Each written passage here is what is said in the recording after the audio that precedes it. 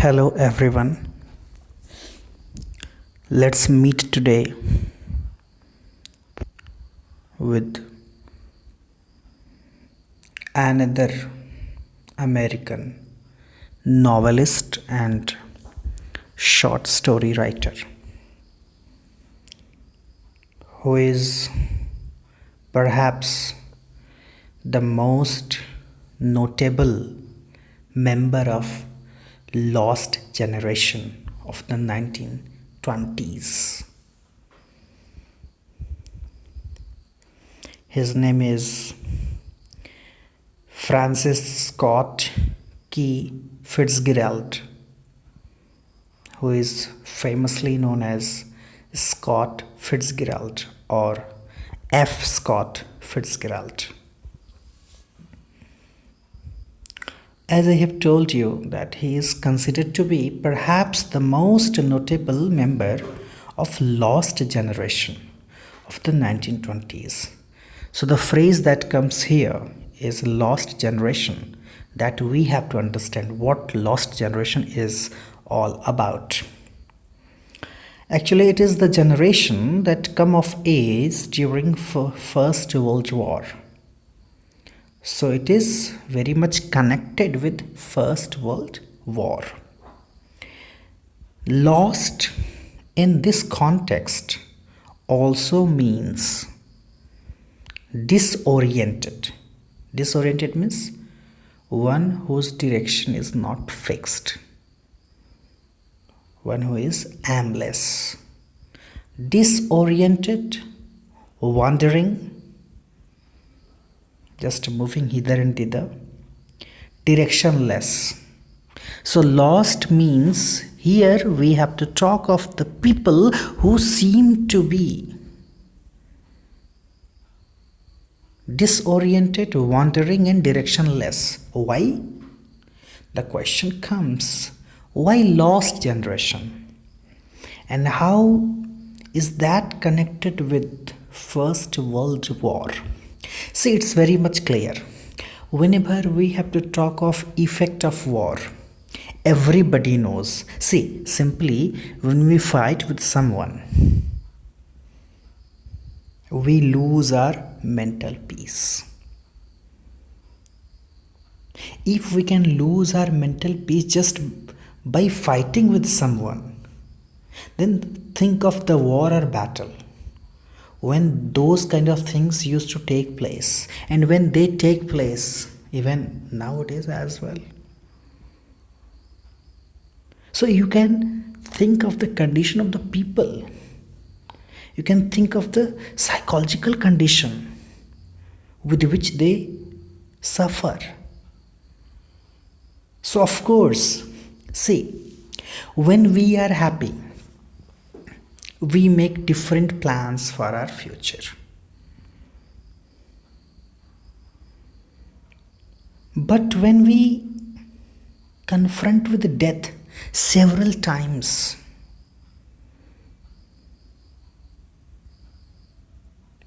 then we lose the faith in life.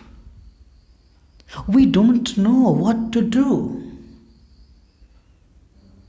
We start thinking in that manner as if, why are we doing this? Why should we do that? That kind of feeling comes. So that was the outcome of First World War, and it's very much natural. Even in the poetry of the, in war poetry, you will see the same thing.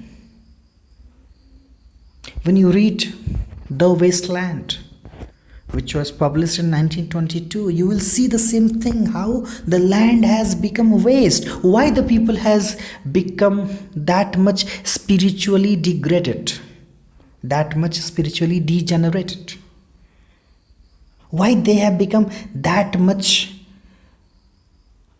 lecherous, that much involved in physical pleasure. Why?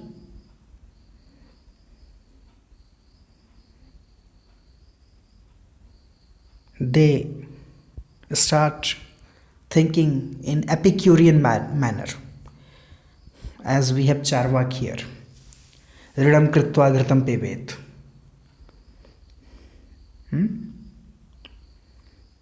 By taking money from others, just live a luxurious life. That kind of thinking comes. So, here we have the lost generation, that is, the generation that come of age during World War I.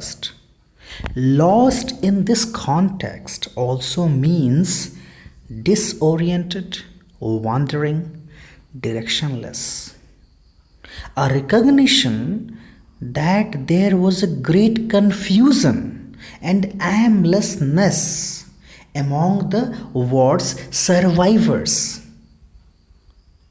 One who fights in war, one who becomes dead, has not anything to think about, but one who is survived, now he or she has to think about the coming days of life, what to do.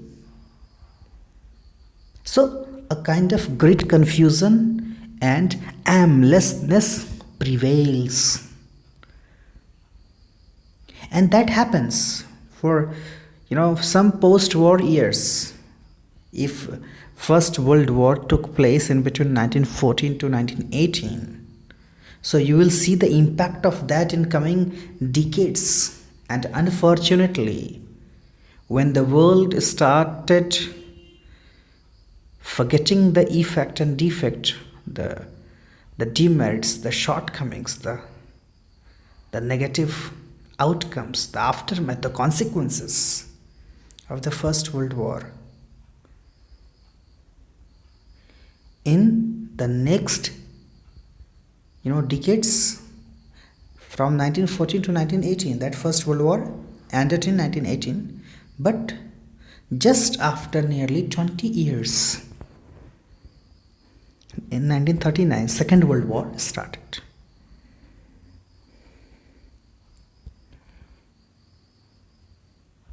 So, this great confusion and aimlessness among the war survivors in the early post-war years. The term is particularly used to refer to a group of artists. See, artists are very emotional kind of people. They have brain, they have intellect. That's why they think much. They feel much.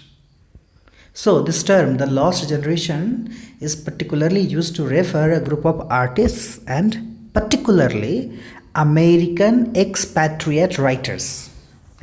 American expatriate writers, and among them we talk of Fitzgerald, we talk of Ernest Hemingway and others, the novelist of that era, nearly in 1920s, 30s.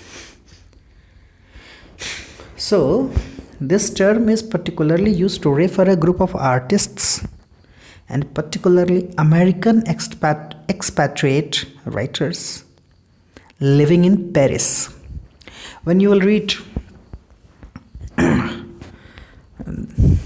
the story of Hemingway and others, you will see how they spend their time in Paris as well. And Paris is considered to be the hub of literature. I think there is a movie also in which you will find Picasso and Ernest Hemingway together.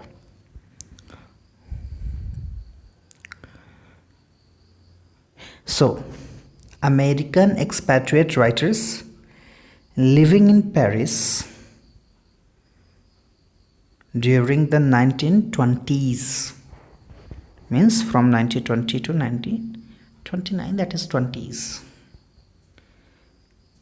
And when we talk of this phrase, the lost generation, Gertrude Stein is credited with coining the term. So when the question comes, who coined the term, the lost generation?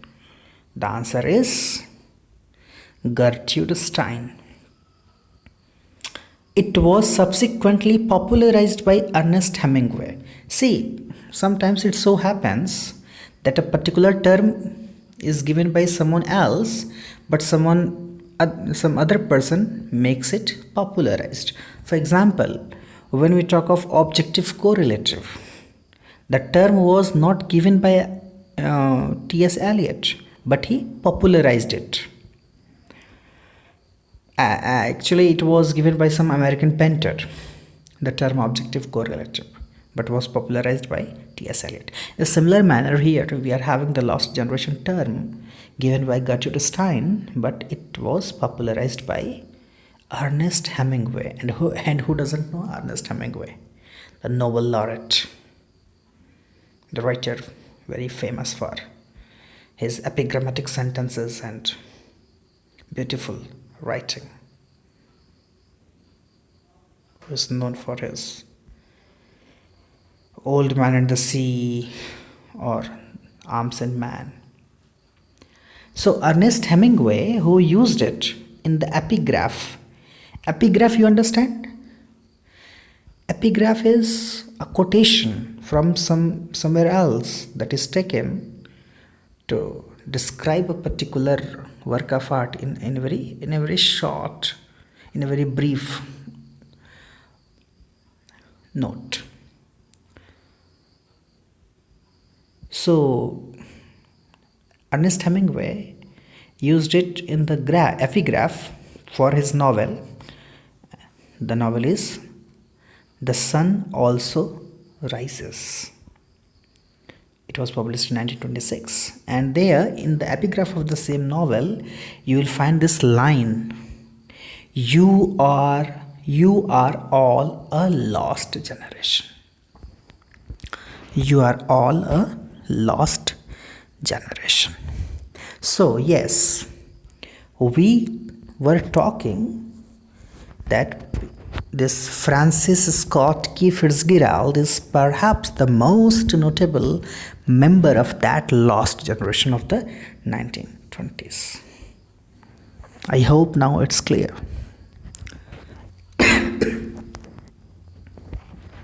Fitzgerald's works helped to illustrate the flamboyance and excess of jazz age.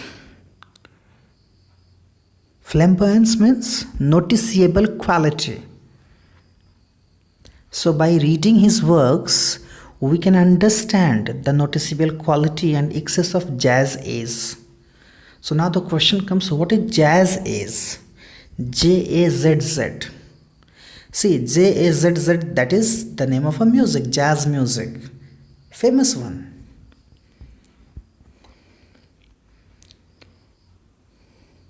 So what is jazz age? A period in the 1920s and 30s in which jazz music and dance styles rapidly gained nationwide popularity. So this was the era, this decade, 1920s and 30s, in which this jazz music got popularity at the national level. Where? In the United States. So now the question comes, what is jazz music? Actually, jazz music is the combination, a fusion of African and European music. And interestingly enough, this was done for the first time in New Orleans. That is a place in USA, United States of America. So the place of birth of this jazz music is America, even if that is the combination of African and European music. So that is jazz music. And this era, jazz age, at this time, this jazz music and dance got popularity, and that is very much there in his works that you can find.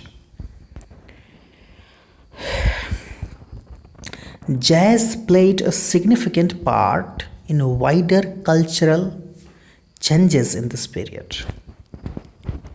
Of course, when you are having a mixed culture, when you are having a mixed music, that shows a mixed culture.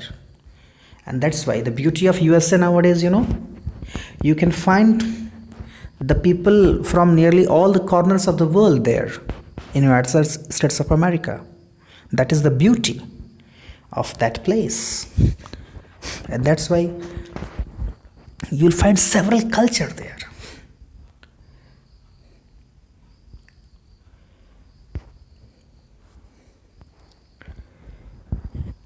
Mr. Fitzgerald, he achieved popular success, fame and fortune in his lifetime, but couldn't receive critical acclaim until after his death.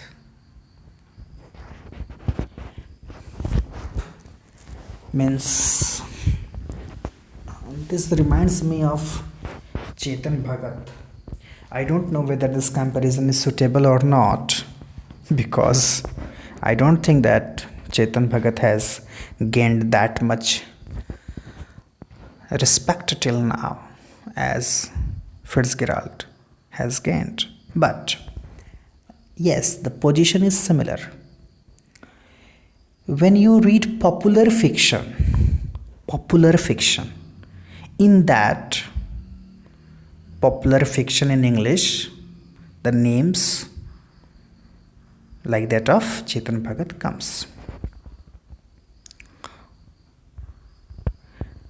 So he is popular, he has gained fame, and of course he has gained money, but he has not get that much literary acclaim till now, till date. Some researches are going on Chetan Bhagat, but not in the manner as we do with other English writers. So this same was the case with Fitzgerald. Mr. Fitzgerald got popularity, got success, fame, and fortune, but actually he couldn't get that much fortune as well, that much money, no. But yes, after his death, his real critical acclaim started taking place.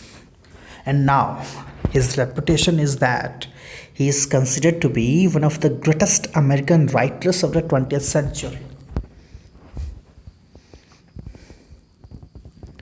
One of the greatest American writers of the 20th century. I think his masterpiece, The Great Gatsby, is enough for his literary place that he has now. He didn't write that much, means not, he didn't write that many novels, but they are few in number, just 5, and even in those 5, one is unfinished. The first one is The Slide of Paradise.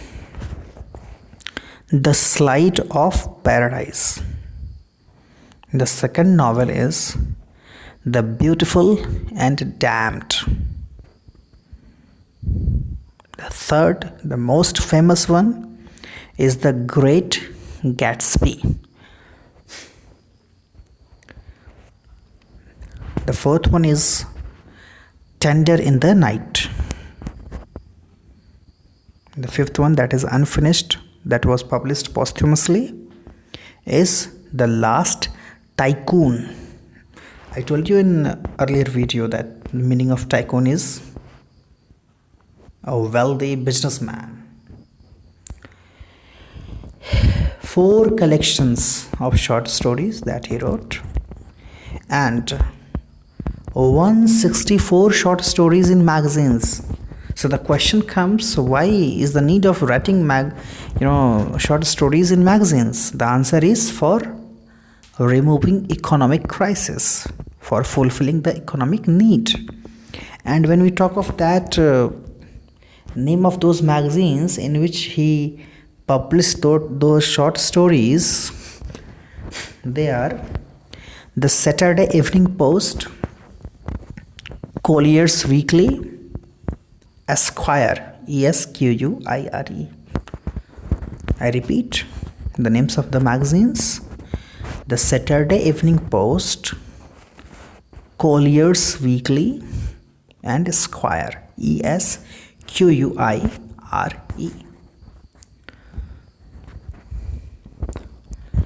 He was born in St. Paul, Minnesota, Minnesota,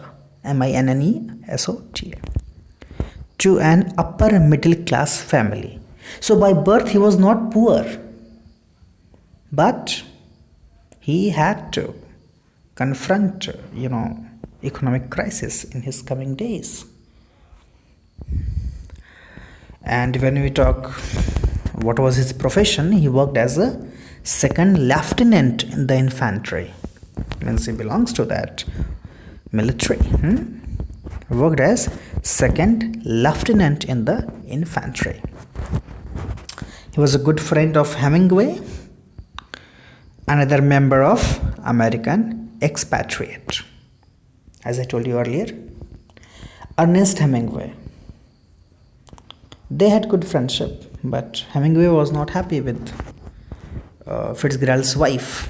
He thought that she, compels him to drink more, and due to that, Fitzgerald was unable to complete the novels easily or rapidly.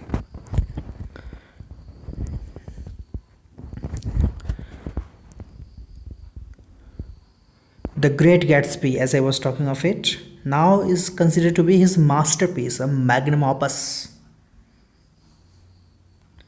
But it did not become popular until after his death. See, again, the condition that we have with Keats. His poetry could not be, taken that much seriously or that much beautifully as it is taken nowadays. Means till their death, they just, suffer. They just struggle. As we have the story of Premchand. Now he is considered to be Upanyas Samrat, the king of novels, Hindi novels. But he always remained in poverty. He always remained in economic crisis throughout his life.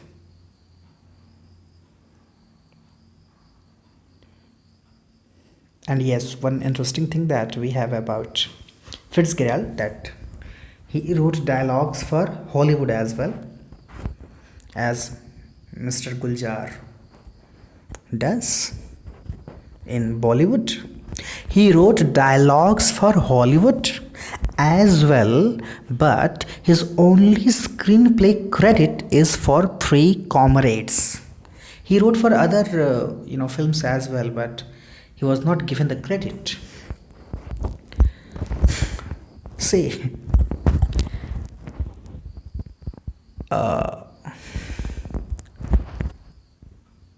the writer, the profession of a writer is somewhat different than that of others. In other professions, you work, and when you are paid, just you are paid. You have, done your work and you are paid. That's all.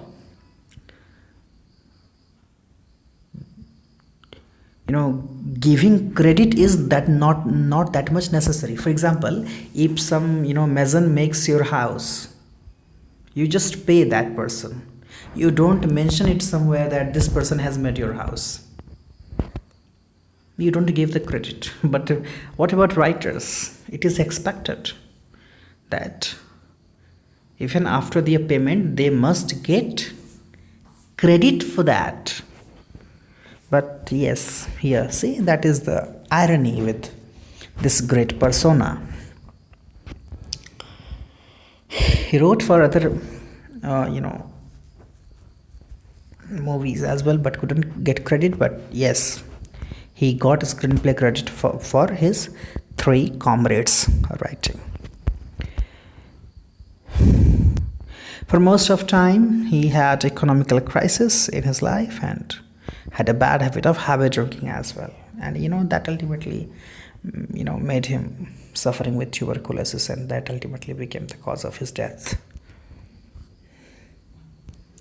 Let's talk about some beautiful words regarding The Great Gatsby. We'll discuss this novel further in next video. Today, I just want to talk about some good words those are said for this great novel. The first is from Thomas Stephen Eliot, T.S. Eliot. He says, "It seems to me to be the first step that American fiction has taken since Henry James." As you know, Henry James, the great novelist, American novelist, famous for his, one work that I remember that of Henry James is The Bowl. And Henry James was brother of William James, the person who wrote The Principle of Psychology.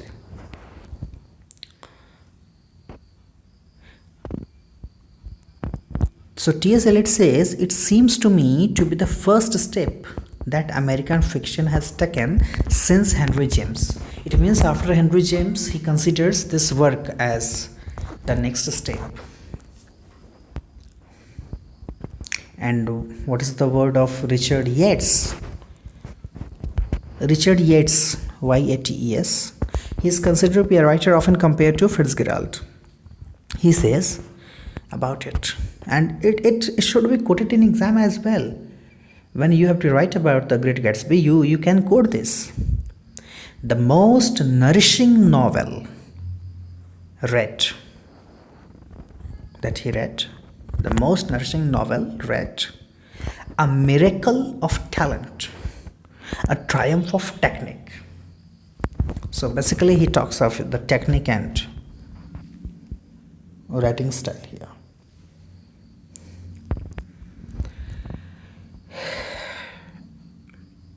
And this work of him is a constant bestseller nowadays, and it is prescribed in various academia.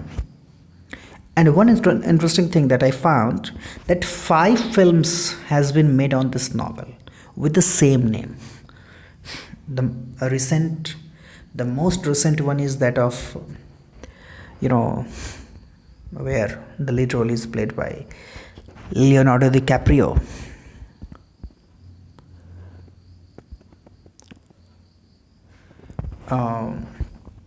That was, I think, released in 2013, if I'm not wrong. Yes. One tribute that we find for Fitzgerald after his death, the New York Times wrote that he was better than he knew. He was better than he knew, for in fact and in the literary sense, he invented a generation. So if a person is credited with that honor that he has invented a generation, that means a lot. That means that person is a class in himself. So that is the greatness of Scott Fitzgerald. In our next video, we'll talk of The Great Gatsby in detail. Thank you.